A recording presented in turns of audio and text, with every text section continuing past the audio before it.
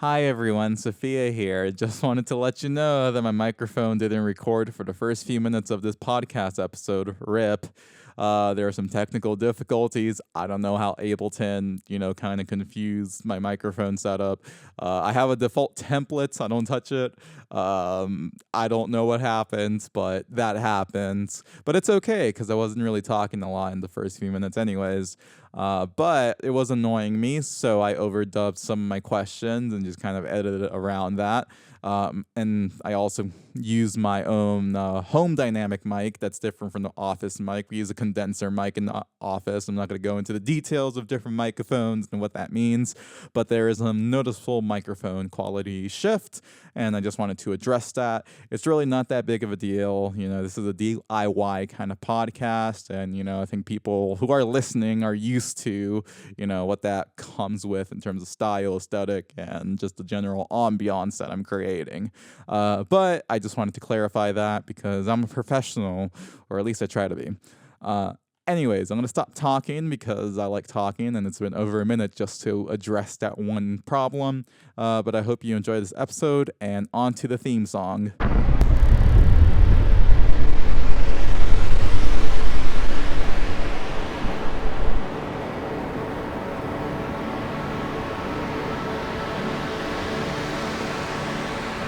Please introduce yourself. Hello, my name is Sarah Nguyễn. My pronouns are she, they. You're an archivist, you're getting your PhD in information science, and you're a dancer. Yeah, I've lived a little bit. Yeah, you've actually danced at my alma mater. Oh. Yeah, UC Santa Cruz. Oh, I love Santa Cruz. You did link rot there. I did. Yeah. That one was so fun. 2019 and 2020. I think 2019 was its first iteration, and then 2020 was the second and final. Hopefully not final. Maybe there's more. Yeah. Yeah, tell me more about your art and how it relates to your research. Yeah. So I'll use link rot as an example. Just we already talked about that. I was let's go back a few years even before that.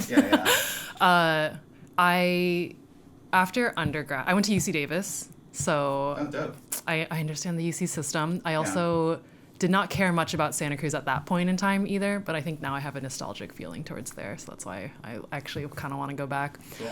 But before UC Davis, during UC Davis, and then even after that, I was like heavily into dance and performance, all different styles, ballet, tap, jazz, modern hip hop, but I got really, really into hip hop scene and contemporary dance scenes.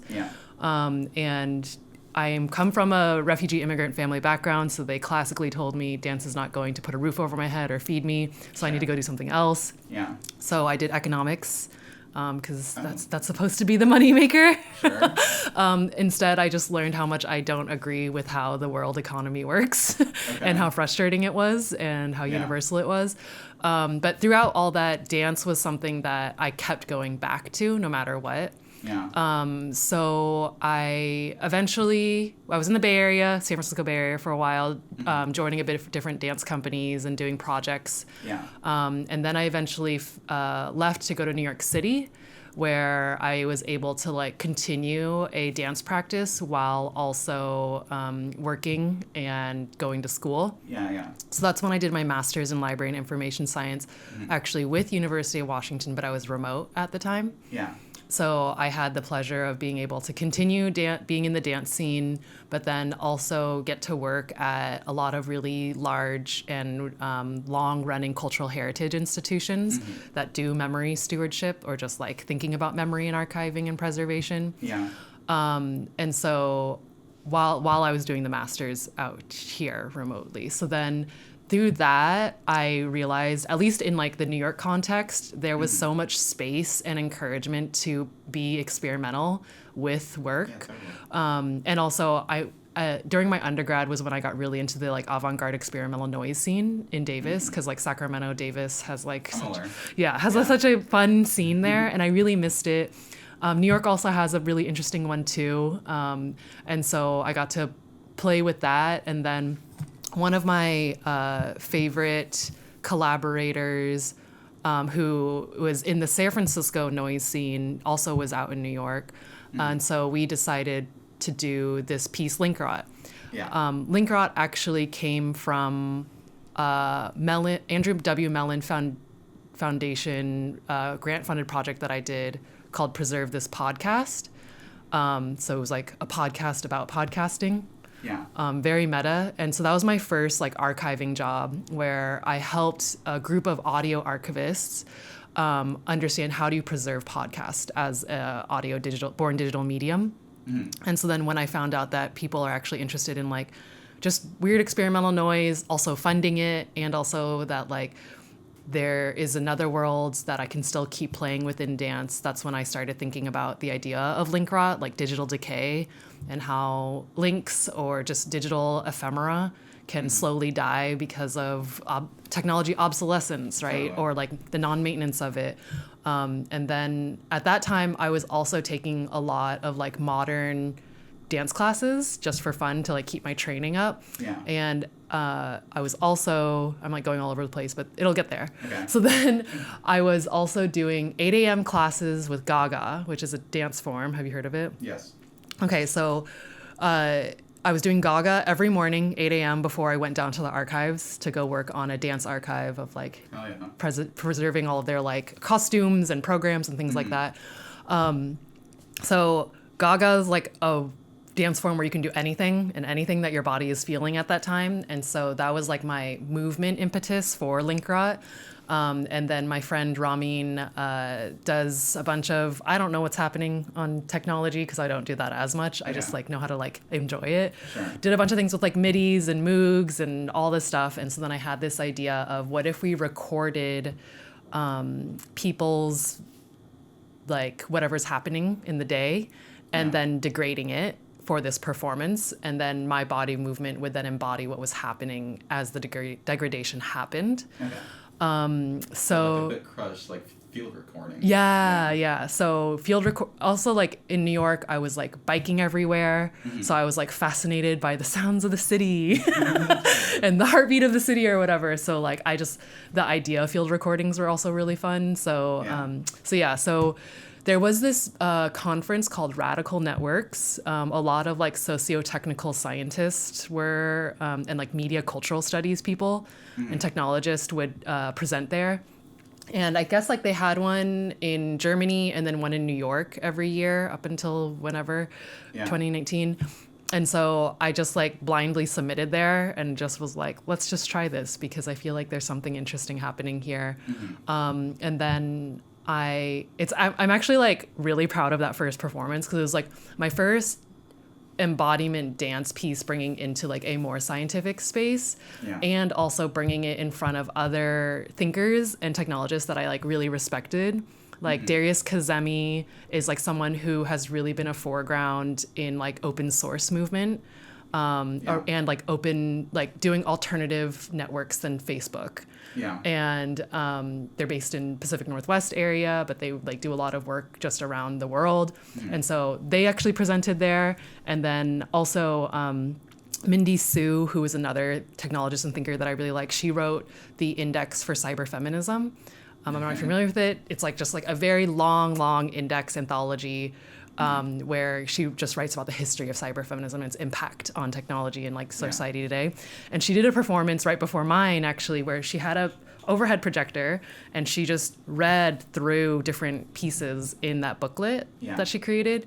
And I loved that because of like its simplicity of like talking about technology, but engaging an audience.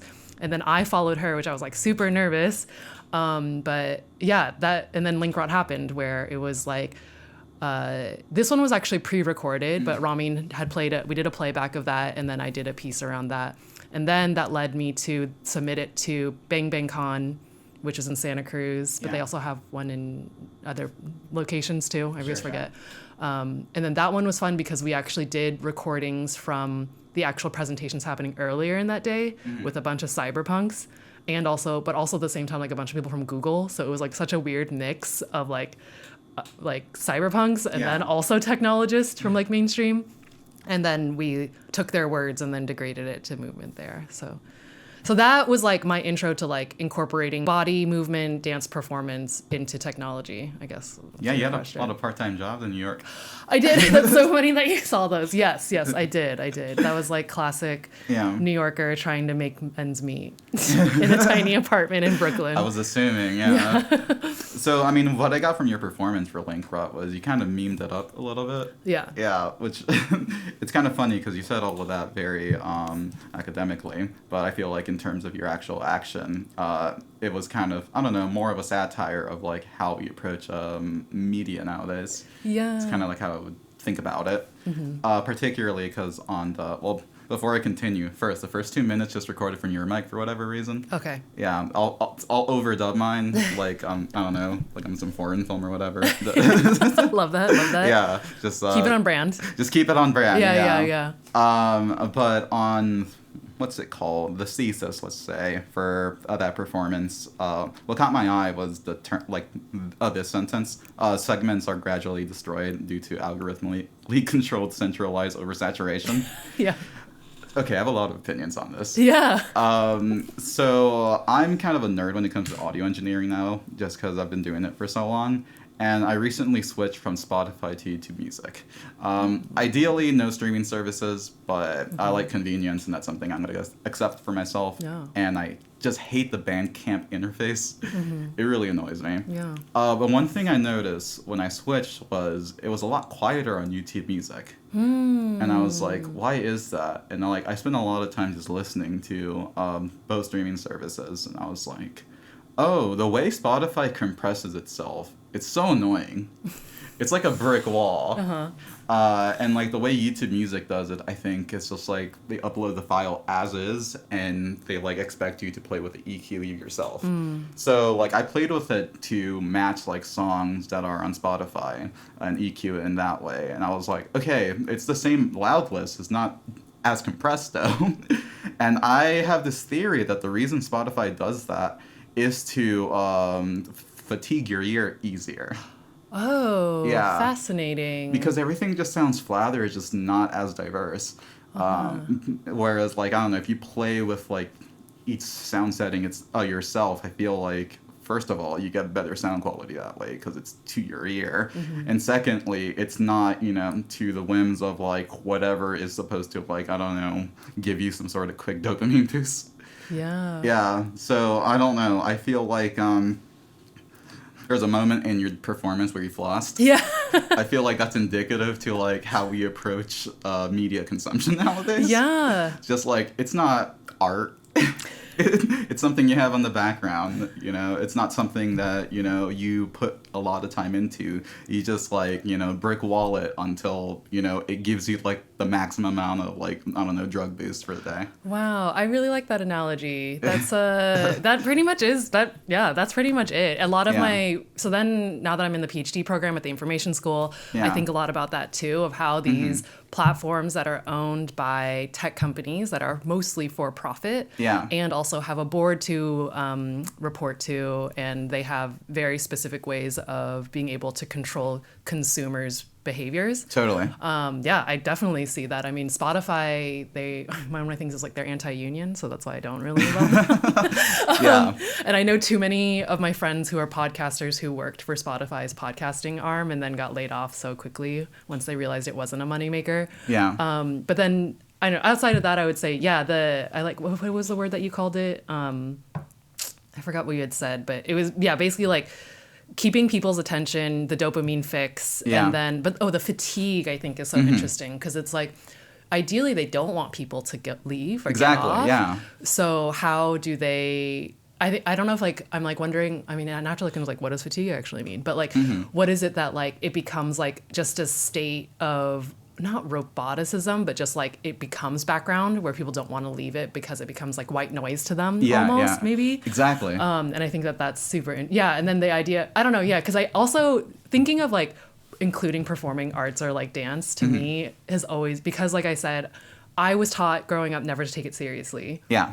And so when I do it in spaces where people take art like capital A art is what we kind of joke, me and my friends joke about. Yeah. Of like, is it capital A art or is it just like arts and crafts, you know? Yeah. And like in New York, especially, capital A art is so strong. Like Met's there, Guggenheim, Whitney, like these huge institutions that put a crazy amount of money into it. And then these artists who take themselves very, very seriously. And so like, I was like, how do you play with that? I think I just don't take it. I don't know. I don't like, I always cringe when I take myself too seriously in that way. So, I think that was like another factor to it. It makes life less fun. Yes. Yeah. True. Yeah. Okay, so something you said about Spotify, I'm going to transition into community organizing. Yeah. That's something that I know you have a lot of experience with, and I have a lot of opinions on. Yes. So, I mean, the reason it was hard for me to get rid of Spotify, honestly, because I do like their playlist feature. Oh my God, yeah. It does something to my brain, just how I could organize it. I'm like, oh, I love this. Yeah. But I don't know. It seemed kind of like a hierarchy thing too. You know, it's just like I have Spotify Premium. What's up? Oh yeah. The hierarchy ofness. Yeah. The classism and caste of these subscription models. The perception of community. Yeah. I mean, they call it community playlists. Is the thing. Oh, okay. I don't actually have a Spotify. I only done Spotify to give likes to my friends who put out albums because they said it helps their algorithm. Yeah. So that's like maybe like once every 2 years when someone puts out an album. Yeah. Sorry. No, you're fine. I don't judge. I like totally. People do what they do. I have no judgment towards it. People do what they do. I just like to observe.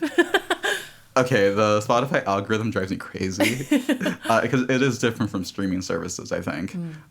With YouTube Music, I think it's more aesthetics than it is, how Spotify does it is by key. So like, I don't know, I think I have a pretty good ear, and like a lot of the time I'm like, oh my God, the last song that played is just gonna like algorithmically output a playlist that's in the same key for like 20 songs straight. And it's like so frustrating for someone like me because it's like, where's the variety here? Yeah. It's like, sure, aesthetically these songs are kind of different, but like I don't want to hear the song in the same key for 20 songs straight. That's fascinating. I never even thought about that. Wow. Because that's when you become fatigued or robotic because you're just listening to that same note the whole time. Yeah, exactly. Maybe that's why it's never worked for me too. Because like I need that variety, so I curate my own all the time. Yeah. I think it was getting me angry, honestly. Yeah. Especially now since I've gotten more into classical piano. Like it was just it's like I would put on something that's pretty complex and they just put something more minimalist, and I'm pretty sure there was a news story about this, but I'm pretty sure a lot of them are like created by Spotify too. Oh, okay. Like they hire people just so. Yes, I know people who became those curators. Really? Yeah, it's such a weird job. I'm like, how did you apply for this? They're like nepotism. Do you have more info on that? Like, I'm so curious. I don't know how much has changed since, because I only knew so much because I was in the podcasting world in New York, 2017 to 2020-ish.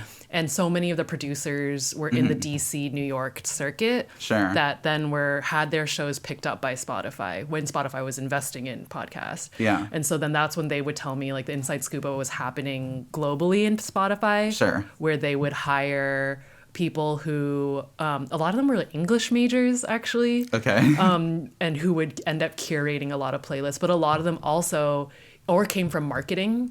Because New York had a huge, what is it called? Madison Avenue is like their marketing place. Advertising. So a lot of it, I learned that it was most of them got hired from who they knew. Like if they had friends who worked for Condé Nast or something like that, then it was a gateway into Spotify and Gimlet and all that. So yeah. Okay, so another world. They all left because of obviously anti-union, and then everyone collectively came together and was like, they're union busting us, so let's leave. I mean, that's fair. Yeah. I like my union. Yeah, great. Love that. I appreciate my union too. I wear their hat sometimes because I was like, you know what? They take care of me. I care too much about style, unfortunately. I think it's good style. When I wore it in New York, everyone loved it.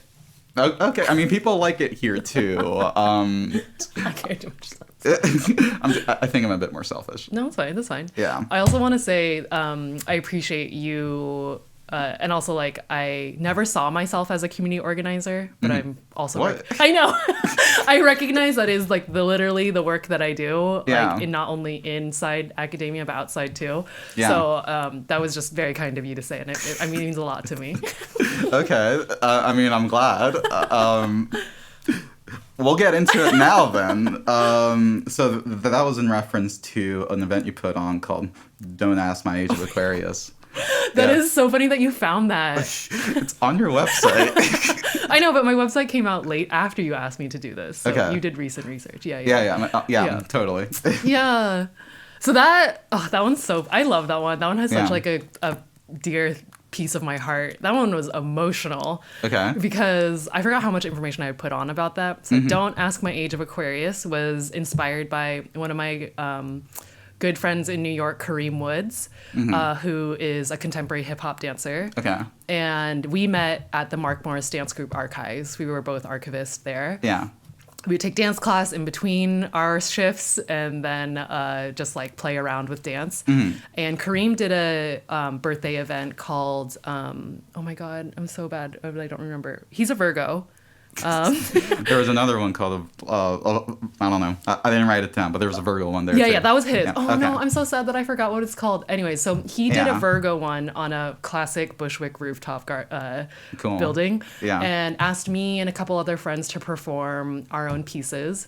I saw that one. Oh, you did? Yeah. Okay, yeah. That one was fun. That one I had I actually never rehearsed it. I just thought about it every single day and listened to that mix. Yeah. And then just did it. And I was like, that was weird because usually I rehearse things embodily, but that one I didn't. So then I was like, after that one, I was inspired to do my own birthday one because my birthday is in January, so I'm an Aquarius. Don't ask my age of Aquarius. It was also my golden birthday. So I thought it was a little extra. Okay. And also at that same time, I was finishing that Preserve This Project podcast project, where it was a beautiful space in Hell's Kitchen. On upper floor of this building where it was an open workspace that was also a digitization work unit. It was very open concept tech, but then it was very library and archives focused, where they had a digitization rack. They had a recording booth, an actual soundproof one. They had an open kitchen where people could collaborate in the kitchen. It was just very, very experimental space. Yeah, and so I convinced them on my last week of working there, because I was a key holder for 2 years, which was very fun. Okay. Where I could host my birthday there. I was like, it'd be great. It'd be a cultural activation of this very sterile space out in Hell's Kitchen. But also it'd be a good send off. And so they agreed to let me. It was a pro alcohol event too, which I thought was hilarious because. So even though I don't drink, so anyways, I had 3 of my friends who are visual artists show their pieces on this white gallery wall that they had. One of them was a data viz person who was actually transitioning at the time. And he showed the amount of water that he was secreting as for his breast reduction. Which was a beautiful thread. Actual threads on the graph. And then my other friend who actually went to UC Santa Cruz too. Cool. And I wonder if now we've crossed paths. It's a big school. But then they did their paintings of mystical creatures unicorns and things. Okay. And then my other friend, Winter, who is actually from New York, did projection mapping of digital visuals on a poem that they wrote about clouds and memory. All right. And then Kareem did a performance that was dedicated to Frank Ocean. Hunter did a performance. I don't remember. I feel so bad that I don't remember what it was. But hers was beautiful and then very sensual. And then I did I decided to be really indulgent. All right. Which I hate. I'm really bad at attention. I'm good at talking about the thing that I need to talk about, but putting the attention on me, I have I'm a middle child, so I have a hard time of showing it or sitting in it. But for that one, I was being really indulgent, and so I did a 30-minute long piece where a new friend, Mitch, had done music for it. It was all live. And just we interacted with each other off of their sound and then my movement. Yeah. So that was really fun because then I just was able to play with movement around that and show that off. Yeah. I will say that whole piece itself was really fun because it was organizing a large state-run library archives entity to convince them to host this thing. Yeah. That's like the first multicultural thing that they've done. Mm-hmm. And then organizing groups of different types of artists together in there. I remember, so when I was in New York, I was really into biking, and I like biked with like 5 dozen bags of frozen dumplings to the event space because I wanted to make sure there was good food there too. Yeah. So that was really fun. And then this is like TMI, but I'll just say like that was extra special to me just because like I was going through a breakup at the time, and my partner at that time, who we had broken up with, flew across the country to go to this party that I had put together. Yeah. I intentionally did not invite them there. They showed up with a fake beard on and a hat and a wig. And right before I was like getting everyone together to start the performance, I clocked them at the event space, and I started bawling before the performance because I was just like emotionally fraught. Yeah. And then my friend, who was the DJ for the rest of the event, who had known me since I was like 17 because we danced together in the Bay Area. Yeah. He was like, "You look like you just saw a ghost." And I was like, "I did." And he's like, "It's fine, just dance through it." And I was like, "Okay." And so all of my emotions were put on that. So it was like such a fun and crazy night. Well, I'm glad you're remembering. You're having a good time. Yeah. No, I look back on it because like so much has happened in my life since then. That was like, more than 10 years ago at this point. And like, I'm just like, oh, I'm so glad I like put that all like all of that energy out into something that like I still feel and like remember as something really beautiful. Yeah. Hell yeah. So it seems like you had a good time at that space for the 2 years you were a key holder. Yeah. Yeah. Well, I'm happy. I feel like most people's experience with community organizing is iffy. Oh yeah, no, I wouldn't. I mean, I think that was like the start of my community organizing work. Now, in what I do, I don't know if this is a Seattle thing. It's a Seattle thing. Okay, thank you. I'm like, please tell me. I don't know. Yeah. Because it is tough out here. It is exhausting. I'm so tired. Yeah. I'm like trying to stay young by trying to get enough sleep and like face care as possible. But my PhD work now has been a lot of community organizing. I use the methods of like community participatory, design, co-design, blah, blah, blah. And especially doing it, my focus is on the case study of the Vietnamese American community. And there is just, everyone has so many thoughts and feelings. Like, I don't know if it's Seattle. It probably is a huge part of it. I also feel like, is it a post-2020 thing? Maybe. I don't know. Yeah. I want to hear your thoughts on community organizing. Okay. I would like to bring up that because you wrote about this in, what was it called? Acts Reflection or something was a paper that you wrote. Oh, okay. Yeah. It's like, I don't know. You wrote like the Act 2 of that. It's on your website. Oh my God. Yes, I remember cataloging more than just cataloging. Oh my God. You read that too. Yes. You've done it. Thank you. that one was a fun project. But yeah, that one was crazy. But you mentioned like the relation between community organizing, society identity, and power play. Feelings. Yes. Feelings. I guess 2 years already. I was like a main community organizer here for like a mutual aid organization. It was also like a music venue. I was their like main audio engineer for a bit. And for 2 years, I slowly saw this place grow, and I was really proud of myself because like I put such a lot of time and work into it. Particularly, it was a Latin kind of organization too, so like it was really important to me. But slowly, I kind of felt like I was getting taken advantage of. And, as I continue on with my transition, that kind of affected how people viewed me also.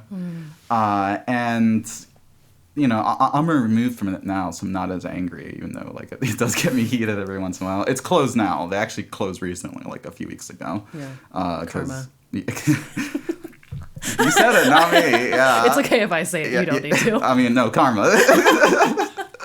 I'm not embracing their downfall, but I'm just like, yeah, serves y'all right, because I don't know. I mean, it worked out for me, thankfully. I have people who like were a part of the org who still like come up to me and be like, hey, you were the reason why I went, which makes me feel great. But living through that, especially like in 2023. was so hard. And I think reading your piece kind of made me, like, I don't know, give some clarity as to why it didn't work as an org, as a space. And that's because I think it cared too much about letting anyone in.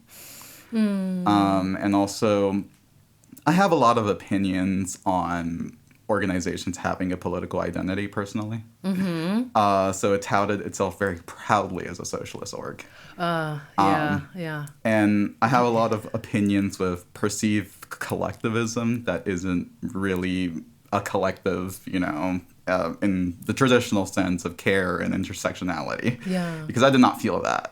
It just felt like people were there for their own personal interests. And that's fine, but I felt like people were kind of fake about you know, why they were there. It was the reason why, like, the common question I got there during my, I don't know, time was like, you know, it's funny because this is a socialist org, but you don't really, you know, talk too much about yourself and your opinions. And I'm like, I'm here because I care about the space. Yeah. And I am here because I want to do stuff here. Yeah.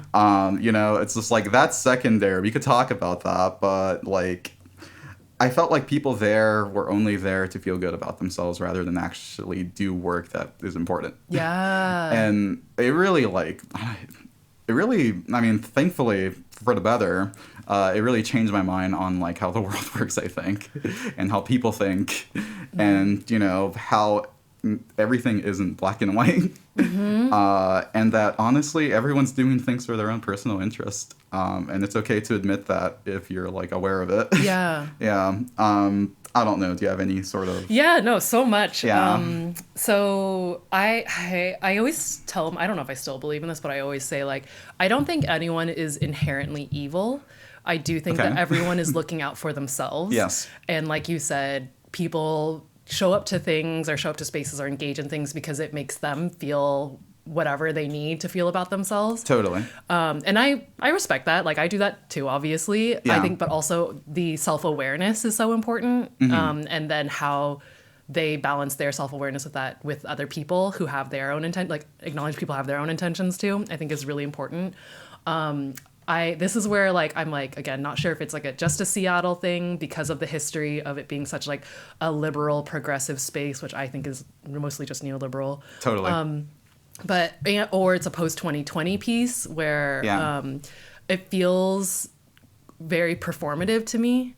And but also, again, we're all doing performance as we come up in life and whatever. Yeah. But I don't want to blame any individual of, like, oh, I heard this is something that I should get involved in and I want to figure out how to get involved. I just don't know how I fit in. Like, I feel like that was me a lot, going to protests and things like that. And then I finally found out where I feel comfortable and where I can actually make some sort of support or impact. Yeah.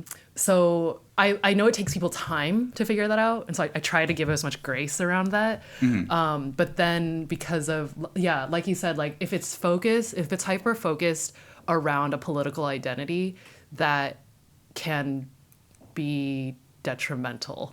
And limiting, too. And limiting, yes, and very limiting. But, like, if you focus on the care and the consideration as your centerpiece and then whatever continues that, I think just people forget, like, what the mission is or something, I guess. Because, and I honestly have not read that paper in so long, so I don't remember what I wrote in there. Yeah. But, like, I think about it now, like, people are obsessed with power, unfortunately, and, like, maybe once they start, like, realizing people will be like, oh, DSA is, like, a term that if I say it, then someone might, like, follow me or, like, support me. And like you said, like, it's really, you enjoyed hearing from other people, like, because of you were there, it was something why they came. And, like, that feels good because, like, it means you were creating a space, an inviting space. And so maybe, I don't know, I'm, like, going in circles of this, but, like, that's okay. With everything that you're saying. But, like, when people say, like, they're a certain politic and then they get that support from people, that's what they're kind of jiving off of, which is weird. And also weird that I said the word jive. But, I also, again, like I said, never saw myself as a community organizer, but I'm coming to terms with it. Okay. I also steered far away from politics for so long, but now, like, the basis of my work is, like, purely political. I'm, like, critiquing so many politics in what I do here at UW. Yeah. So I think that I don't know. I just, like, I guess it's like I'm trying to think of, like, now I'm, like, kind of lost in it. But I have some more notes if you want me to give you a refresher. Okay, well, I guess I'll say like this in like the context of like my Seattle organizing. Okay. The work that I've been doing are workshops with Vietnamese community members. Yeah. Across the generations, whether they're a boat refugee, a plane refugee, an immigrant who is sponsored by their family, second generation, or a new immigrant coming to the U.S. now off of like a work or student visa. They're invited to the space to talk about how they trust information, how they trust each other, essentially, whether they're getting information or authoritative forces. I've been doing these workshops not just in Seattle, but in different Vietnamese enclaves throughout the U.S. And what I find is, I guess in there at least, is that sense of like fear of how someone is being perceived when they share their thoughts or opinions, and then also, but also wanting to be and find people, a grouping of people who they can relate to, and then also who they can trust. So I think that, going to the spaces, that's what I like to believe people are coming in there with. Or not. In its like deepest depth, but then you find like the random manifesto and you're like, oh, that was not what your intentions were. Well, I just said that. Okay, I keep on doing this for whatever reason. No, you're good. So I have this written down here because this is something that I talk a lot to our former chair and current professor, Philip Thurtle, with. Oh, okay. People are scared of intimacy, vulnerability. Yeah. And I think that's kind of like the crux of, any sort of connection building anywhere. And I think that's why I succeeded there. I mean, I think I used my own identity. I mean, that's something I wanted to talk about, like my own identity in terms of like how I approached, I guess, organizing there, and honestly now organizing here a lot better. It's because I was aware of my own life. I'm like, damn, transitioning sucks. Not easy. It's just lonely. And, I just don't want to impose that on anyone else. Because even though, like, I don't know, that was only 2 years ago, but I feel like I've learned a lot since then because of that. And because, well, I had 2 surgeries last year, so basically out of commission all year. So I learned a lot about just how cutthroat this world is, and how, as me and Philip talk about, no one is going to be there for you generally, and that's kind of hard to admit. But that doesn't mean like you could, you can't do things to at least make it a little bit better. And when I was in the org there, something I preached a lot during meetings and just generally talking with people is my own, I guess, gender and sexual identity, I guess. And how, like, I think the way I, like, marketed myself was I'm philosophically lesbian, politically asexual.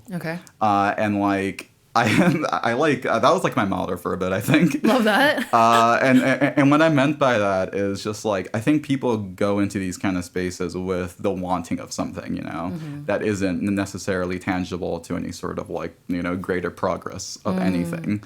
At the very core, people want to meet people. And I kept saying there is like, look, we all are lonely if we're going to like a community organizing place, right? Like we all want to like meet people, right? Like let's just be honest with ourselves.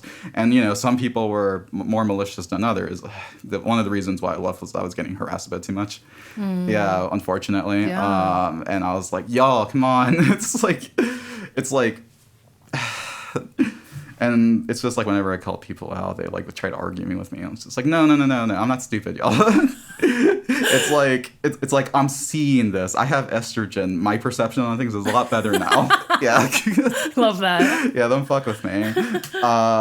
And I think people are scared to kind of admit that kind of ugly side to socializing with anybody, and that's something I bring up in the space as well over here, because my whole thing isn't like I'm trying to get every student's attention, because that's just not possible. People are different, but it's just like I feel like I've learned to gauge who I will connect with just based on, I don't know, characteristic attributes, and just generally who has become my friends over the years. And I'm just like, okay, I'm gonna devote my time to this person a bit more, and see if that has any sort of, I don't know, trickle down effect in terms of like people liking me. You know, they talk about their friends, and then I'm seen as some sort of advisor over here.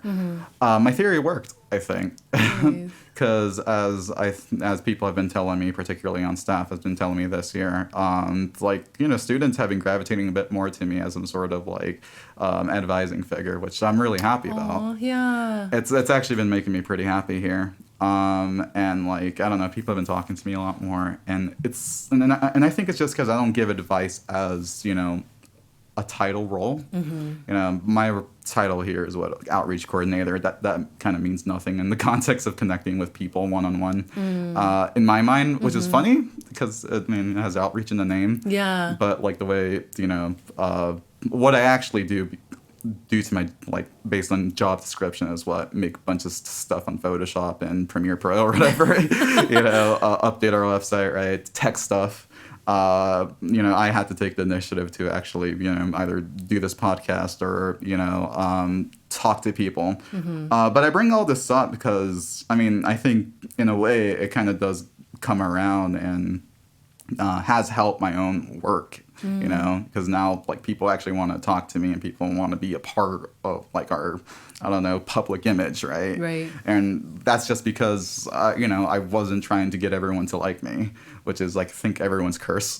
Yeah. Yeah, it's just, like, that's just not possible. But, you know, it's possible to, like, get one person to like you and them telling you, like, hey, this person's cool. Yeah, yeah. And I don't know. Like, I feel like a lot of people know of me, which I think I like more than, you know, people knowing me. Same. That's me. That's what I was saying earlier, Yeah. I guess, is just like, I hate the spotlight. Like, Yeah. I don't need or want, like, people to, like, feel like they have to, like, acknowledge and recognize every single moment of me, you know? Yeah, yeah. But, like, to know that I am in this network of, like, other people, I think is always, is that's where I feel, like, value, I guess. Totally. Because then there was, like, as you were saying all that, it's just like in a lot of organizing spaces, I always hear this critique of like, oh, I went to this gathering, but like we were just talking and nothing happened. Like, why isn't anything happening? And I was like, because people are trying to figure out what connections that they have before Totally. you can actually like do anything practical. So I think that that's just like another form that people forget about a lot in Yeah. organizing. And then also, I think there's like this piece of like being able to connect with people. I always attribute this to dance because like movement and like being aware of your physical presence or embodied human Yeah. is like so vulnerable.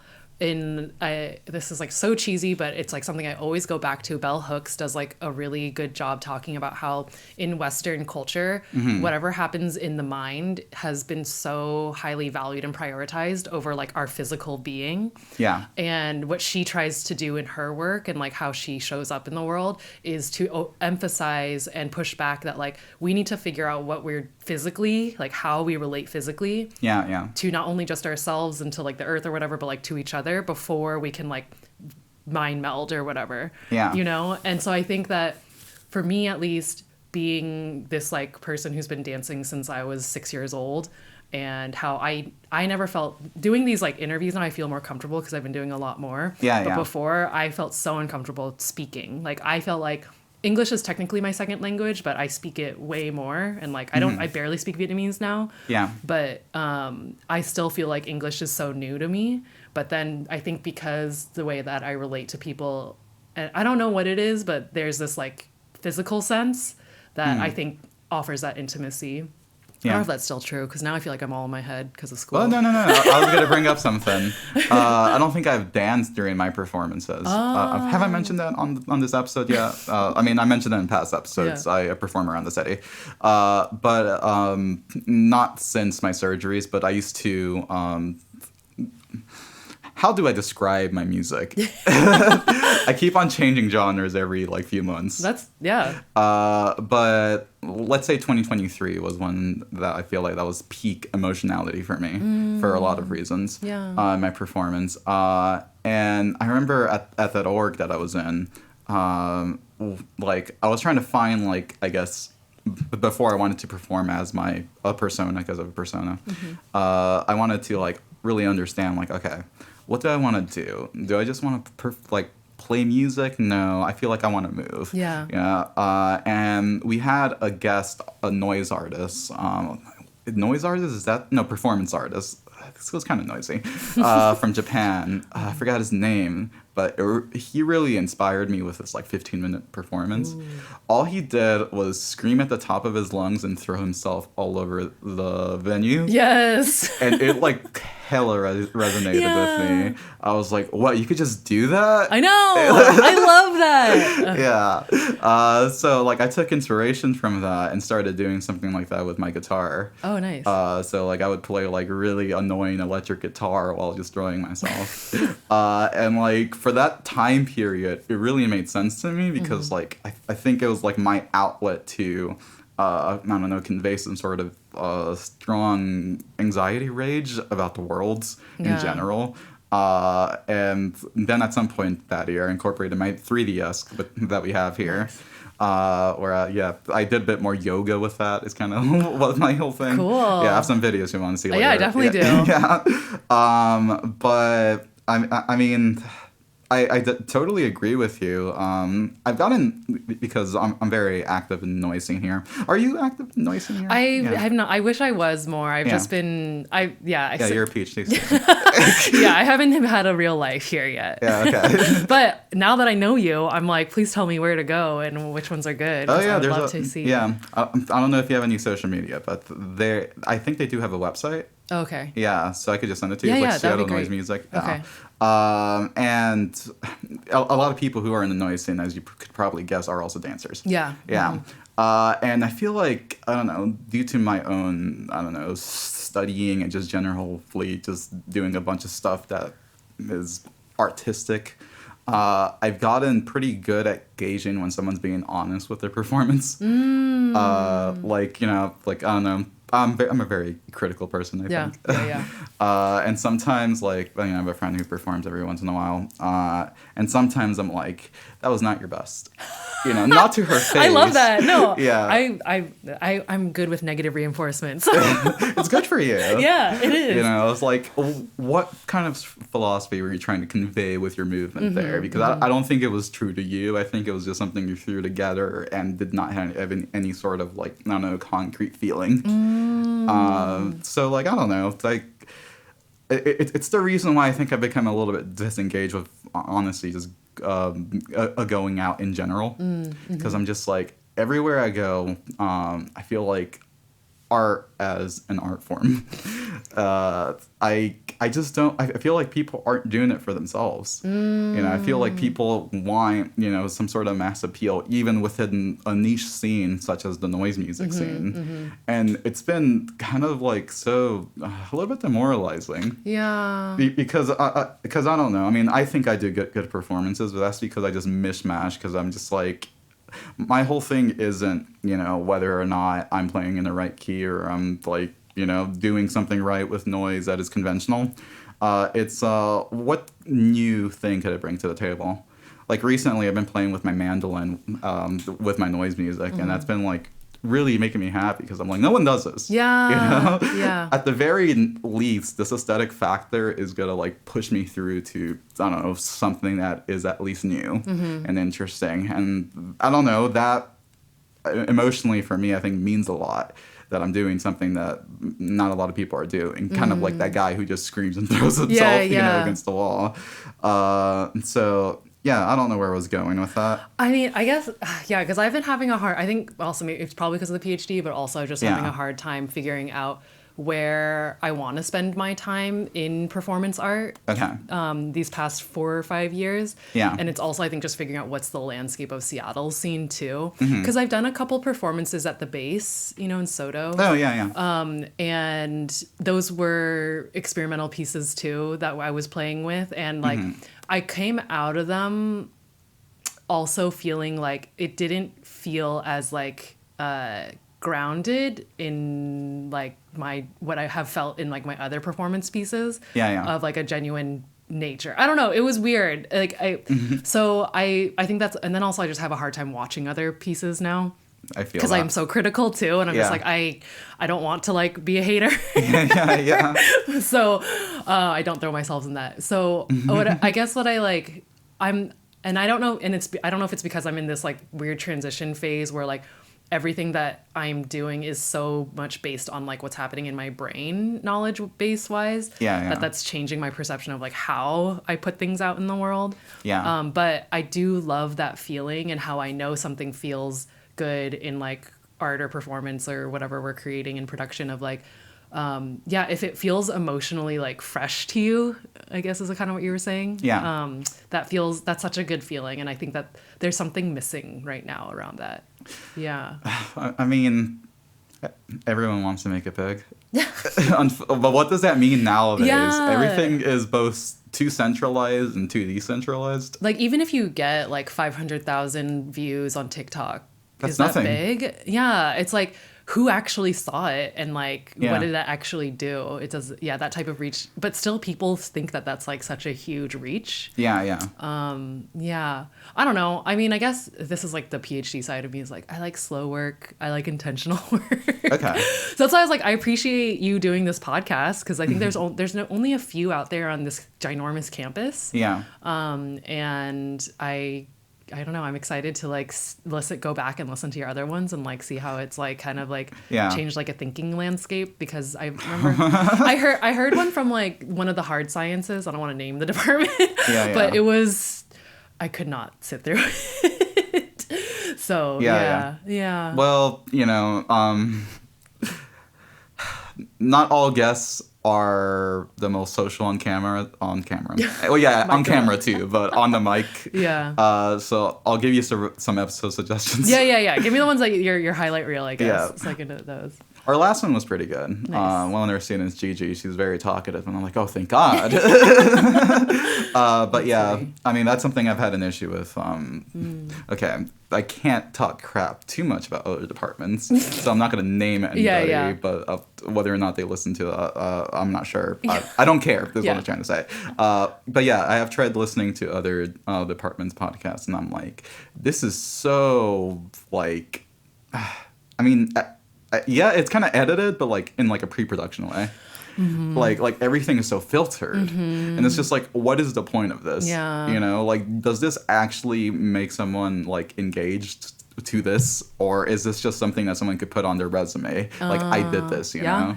And I mean, it's the reason why, I mean, I don't really consume media all that much, and besides music, but like it's the reason why I stopped listening to podcasts in general, because I'm just like, I don't like how everything sounds so clean. All the ones that I've liked are like, they sound like ass.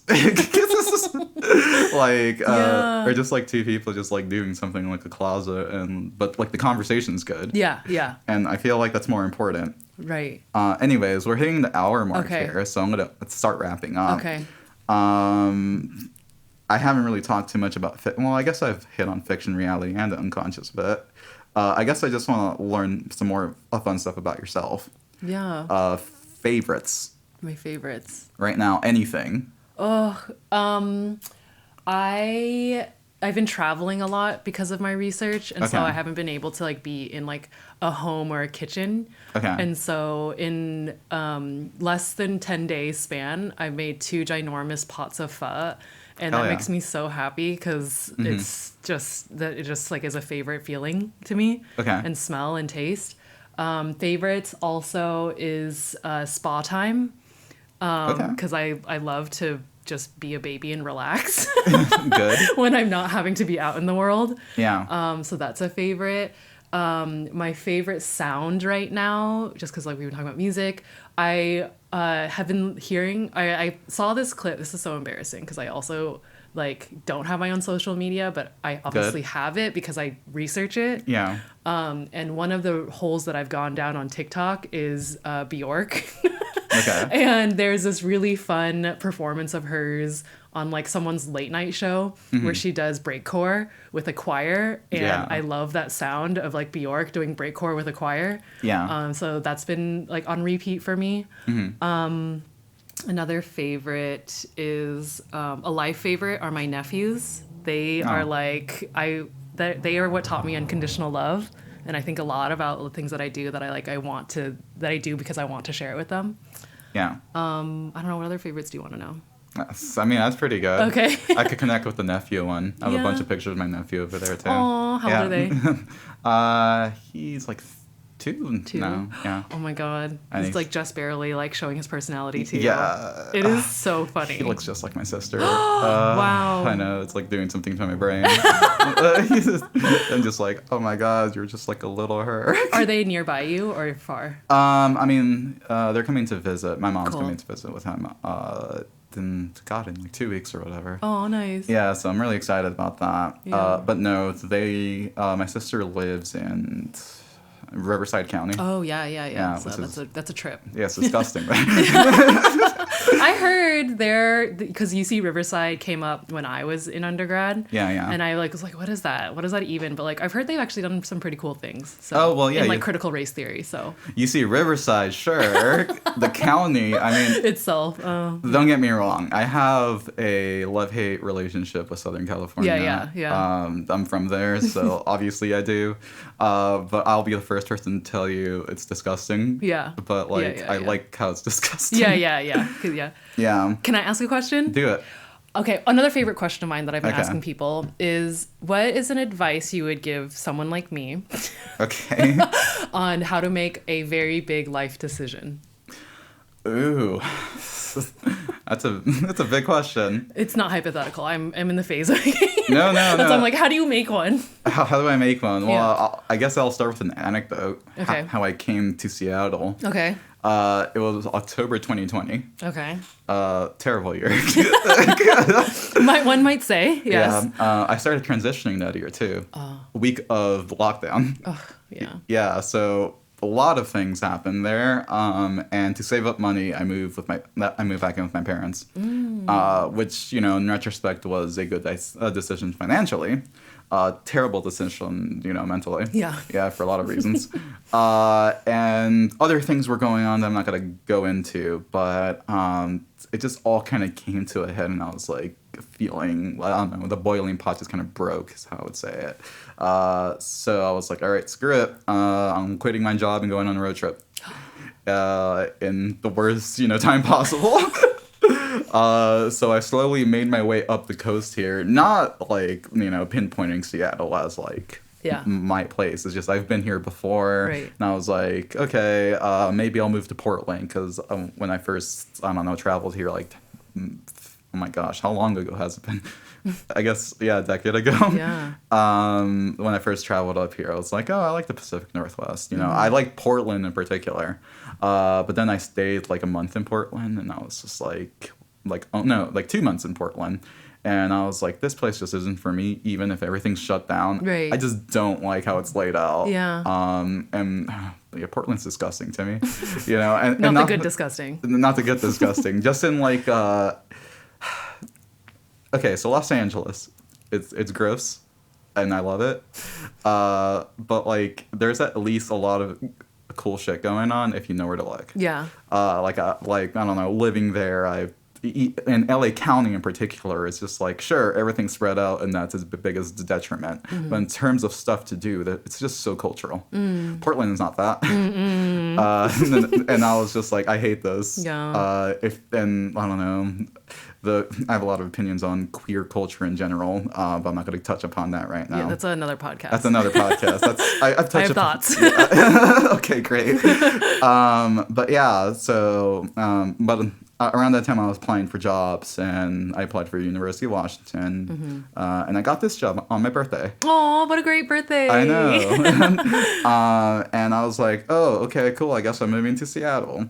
And I was traveling for like 3 to 4 months, let's say. I explored a lot of Oregon. I should have explored more of Washington in retrospect, but I think I was pretty cautious with money. But I don't know, since moving up here, speaking of traveling, I've traveled all across Eastern Washington already, or most of Eastern Washington. There's some places I need to touch upon. But how can I say this? Because you're asking how to make a big decision. Yeah. Yeah, okay, this is relevant. Okay. I feel like first you have to have experiences living through crap. I guess is where I'm going with all this. And it's one of the reasons why I like traveling to Eastern Washington in particular since moving up here. And traveling to, honestly, red counties just because I think it's good for you. Yeah. Yeah, it's good for me because, I mean, yeah, they don't like me there. Yeah, a lot of places I go into, I'm just like, oh, the vibe shift is hilarious. Yeah. Because, well, like, you know, I do kind of ham it up. I'm like, I can't really hide that I'm, like, at least queer or whatever. So I'm just like, I'll just go all in with the trans. Yeah. And I get some looks. I go into an art gallery. Like, I was in Yakima, like, a while back, and I went into an art gallery there, like two of the receptionists just like stared at me and just like, do I say hi? like what do I do? Yeah. But what I've gauged from, I don't know, those experiences and particularly awful experience in Montana is I don't know. Weird enough, I feel like the neoliberal anxiety of offending people here gets to me a lot more than just the outright offensiveness over there. Oh my God. I love Yeah. open, blatant. I don't love open, blatant racism, but I'm like, give that to me instead of like the subversive performance. Like, I don't know how to deal with that type of like pretending. It's so hard over here too because people are like, oh, I'm not doing anything. No, bullshit. Yeah, I know. It's like, it's that acknowledging and awareness of that. Yeah. I like when I was in the East Coast and like, my Danny Giacomotta, super Italian from South Brooklyn, would always call me the other Asian person's name. That's awful. Like, I would like, it would drive me crazy, but I was like, he would always like be like, oh my God, I can't believe I keep doing that. Like he would admit it and be like, I am an old Italian man. I don't know better. I'm learning. And I'm like, thank you, Danny Giacomotta. And also thank you for bringing me vegan lasagna after that. Here, I'm like, I don't know why. It's just like, people cannot admit it. It's okay to be wrong.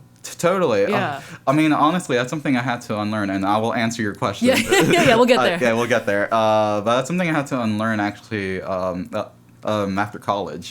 Because, you know, I grew up in LA, which is, like, you know, very purple. Which is, like, crazy for people who've never lived there. Yeah. They're just like, what are you talking about? It's LA. I was like, yeah, it's LA. Yeah, that's why. Yeah. Like, I grew up in Koreatown. Like, I know how racist people could be. Yeah. And I don't know. I think going to UC Santa Cruz in particular really brainwashed me to a certain way of thinking and of politeness. Oh, yeah. That I think like moving up here and honestly getting my will broken kind of like helped reinvigorate some sort of actual true aspect of myself. And yeah, I guess I'll answer your question now. How do you make a tough decision? A life-changing decision. Life-changing decision. Acknowledge that your life right now is, you know, potentially super anxiety-filled, you know, and isn't, you know, giving you some sort of action that you want. Because speaking of decision-making, I feel like that's been like a crazy big thing in my life the past few months, or past 4 years, whatever. Everyone's life, but me in particular, I guess, just because I do feel like getting, I guess, deep into it. Leaving that org at the beginning of last year was so hard for me because I had built some sort of reputation here, you know, throughout the 2 years I was there. And like even just sending, you know, like a signal message to the group chat, like, hey, I'm leaving, you know, this is my final day, whatever. Like just doing that, like just typing that, not even sending that was like, oh my God, this is big for me. But actually sending it, I was like, oh, I did it. I did an action. Yeah. And I mean, it really does, it is that simple, you know, in retrospect, is like, yeah, it's just a thing you do, you know, and once you do the thing, you're stuck with that result of that thing.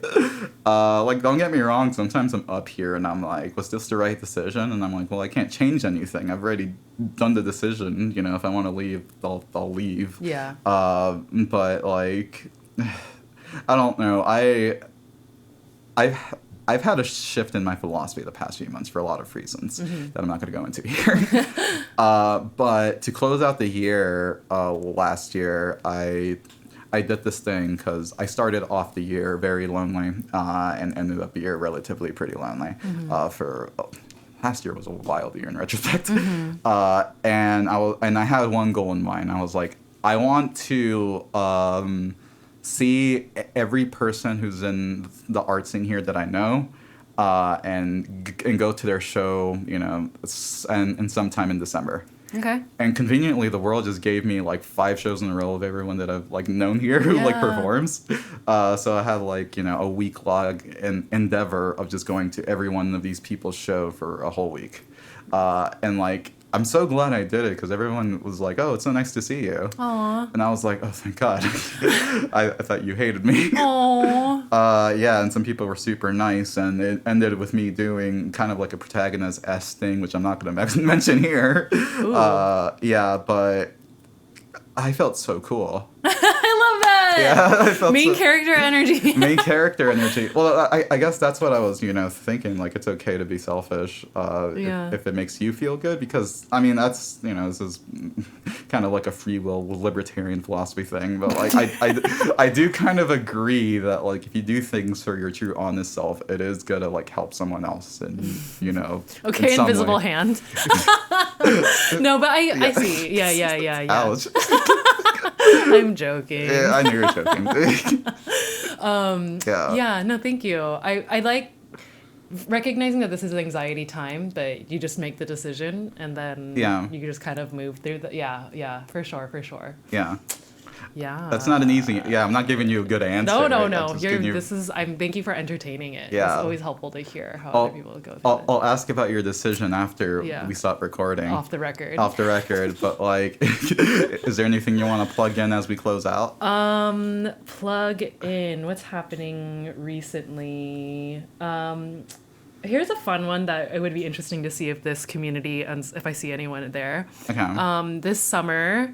I started working with them a couple summers ago, actually, but this summer there will be a series of events called Dance's Life. They're mostly in New York, so if anyone ends up out there, but they have had some in Seattle area before, where it is a social dance event. Where DJs come out, also live musicians, mostly brass.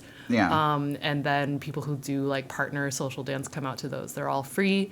They're our interest around it because I'm actually partnering with a dancer who went through the MFA program here, and then their friend who's also a DJ, and we are thinking about offering these like physical spaces on a bi-monthly basis where people can do cultural preservation in place.